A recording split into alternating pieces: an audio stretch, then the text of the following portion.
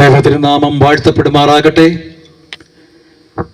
ഞങ്ങളെ ശ്രവിച്ചുകൊണ്ടിരിക്കുന്ന ഏവർക്കും യേശുക്രിസ്തുവിൻ്റെ നാമത്തിൽ സ്നേഹവന്ദനത്തെ അറിയിക്കുന്നു. അനുഗ്രഹീതമായ ഗാനങ്ങൾ ഇവിടെ പാടുവാൻ ദൈവം സഹായിച്ചു. ഈ ദേശത്തിലേക്ക് കടന്നു വന്ന് ഇപ്രകാരം ഒരു സുവിശേഷ സദ്വർത്തമാനം അല്ലെങ്കിൽ സദ്വാർത്ത ഇവിടെ ഞങ്ങൾക്ക് പറഞ്ഞുകൊണ്ടിരിക്കാൻ ദൈവം ഞങ്ങളെ സഹായിച്ചു കൊണ്ടിരിക്കുന്നതിനായി ഞാൻ ദൈവത്തിന് സ്തോത്രം ചെയ്യുകയാണ്. പ്രതികാലം ഞങ്ങളെ ശ്രവിച്ചുകൊണ്ടിരിക്കുന്ന അടുത്തും അകലെയുമായി ഏറ്റവും പരിചിതരും വേണ്ടപ്പെട്ടവരും ദേശനിവാസികളുമായ കൊല്ലപാറയിലുള്ള എല്ലാ സഹോദരങ്ങൾക്കും ശ്രീ യേശുക്രിസ്തുവിന്റെ നാമത്തിൽ ഒരിക്കൽ കൂടി നന്ദി പറയുകയാണ്.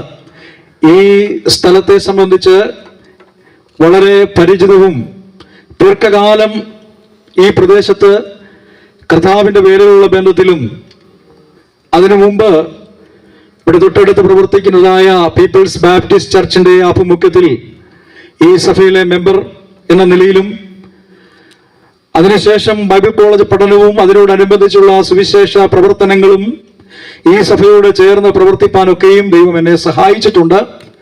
അതുകൊണ്ട് തന്നെ ഈ ദേശത്തിലുള്ളവരാരും അപരിചിതരല്ല, വളരെ ഏറ്റവും അടുത്ത് വേണ്ടപ്പെട്ടവരാണ്. എൻ്റെ കൂടെ 2-3 വർഷക്കാലം ബൈബിൾ കോളേജ് പഠനവുമായി ബന്ധപ്പെട്ട് പ്രിയ ലാസർ അച്ചായൻ കടന്നു വന്നിട്ടുണ്ടായിരുന്നു. അച്ചായൻ്റെ ഭവനത്തിന് മുമ്പിൽ വെച്ചാണ് ഇപ്രകാരം ഒരു യോഗം ഞങ്ങൾ ക്രമീകരിച്ചിരിക്കുന്നത്. പ്രത്യേക തൊട്ടടുത്ത് കാണപ്പെടുന്ന എല്ലാ ഭവനങ്ങളും വളരെ പരിചിതമാണ്.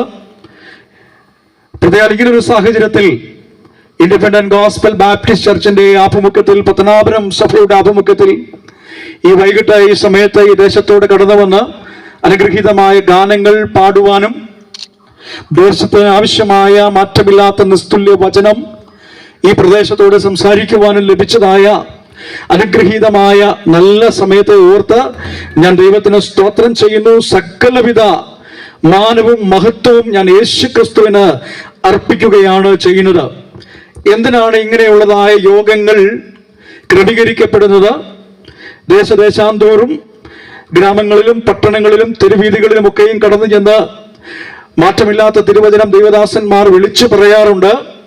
പലപ്പോഴായി പല ചോദ്യങ്ങൾ ഉയർന്നു വരുമ്പോഴൊക്കെയും ഈ ചോദ്യങ്ങൾക്ക് മറുപടി പറഞ്ഞുകൊണ്ട് ഒരു മറുപടി പ്രസംഗത്തിൻ്റെതായ ആവശ്യകതയെ ഇല്ല എന്ന് പറയാൻ കഴിയും. അന്നും ഇന്നും മറുപടി പ്രസംഗങ്ങളല്ല നമുക്ക് ആവശ്യമായിരിക്കുന്നത്. സുവിശേഷം, നിർമ്മല സുവിശേഷം, മാറ്റമില്ലാത്ത സുവിശേഷം, ആ നിർമ്മല സുവിശേഷം പറയുക എന്നുള്ളതാണ്. ഒരുപക്ഷെ ഇന്ന് ഞങ്ങൾക്ക് ഈ സായം സന്ധിയിൽ ഒരു മധ്യ ബോധവൽക്കരണമോ അല്ലെങ്കിൽ ലഹരി വിരുദ്ധ സന്ദേശമോ ഇവിടെ പറയാം.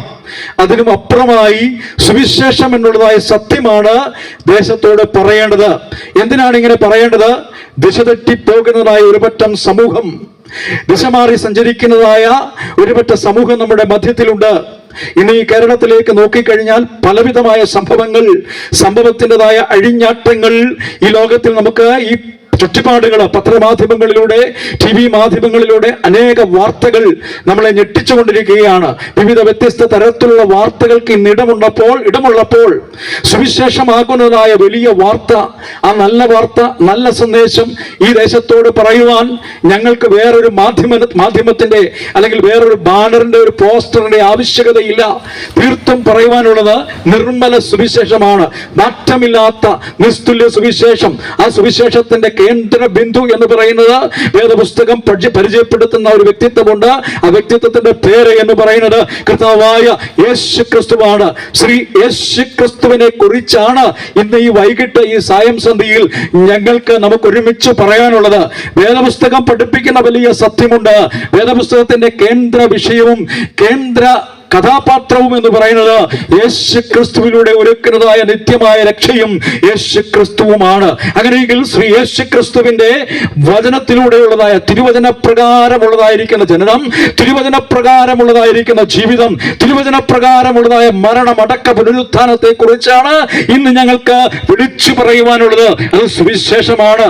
എന്താണ് ഈ സുവിശേഷം? സുവിശേഷം എന്ന് പറഞ്ഞു കഴിഞ്ഞാൽ ഗോസ്പൽ എന്ന് ഇംഗ്ലീഷിൽ പറയുമ്പോൾ അതിന് ഗോ ആൻഡ് സ്പെൽ എന്നുള്ളതാണ്. ഗോസ്പൽ, പോയി പറയുക എന്നുള്ളതാണ്. അങ്ങനെയാണ് എന്റെ സമശിഷ്ടങ്ങളോട്, എന്റെ വേണ്ടപ്പെട്ടവരോട്, അഭ്യുതകാംക്ഷികളോട്, പ്രിയ സുഹൃത്തുക്കളോട് ഞങ്ങൾക്ക് പറയുവാനുള്ളതായ ഒരേ ഒരു സന്ദേശം, ഒന്നേ പറയുവാനുള്ളൂ, ഒരു കാര്യം മാത്രമേ പറയുവാനുള്ളൂ. അത് സുവിശേഷം എന്നുള്ളതായ സദ്വർത്തമാനം മാത്രം.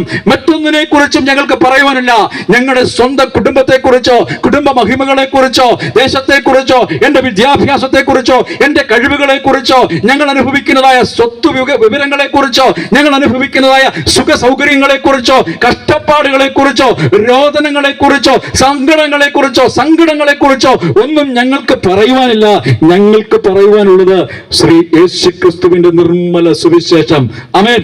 ഈ സുവിശേഷമാണ് ഇന്ന് ഈ സായം സന്ധ്യയിൽ ഞങ്ങൾ അറിയിക്കുവാനായിട്ട് ആഗ്രഹിക്കുന്നത്. ഞാൻ നേരത്തെ പറഞ്ഞല്ലോ, എന്താണ് ഈ സുവിശേഷം എന്ന് പറഞ്ഞു കഴിഞ്ഞാൽ തിരുവചനത്തിൽ ഇങ്ങനെ പറയുന്നുണ്ട്: ദാവീദിന്റെ സന്തതിയായി ജനിച്ചു മരിച്ചടക്കപ്പെട്ട് ഉയർത്തെഴുന്നേറ്റിരിക്കുന്ന യേശുക്രിസ്തുവിനെ ഓർത്തുകൊള്ളുവിൻ, അതാകുന്നു എന്റെ സുവിശേഷം എന്ന് അപ്പോസ്തലനായിരിക്കുന്ന പൗലോസ്ലീഹ വിളിച്ചു പറയുവാനിടയായി തീർന്നു.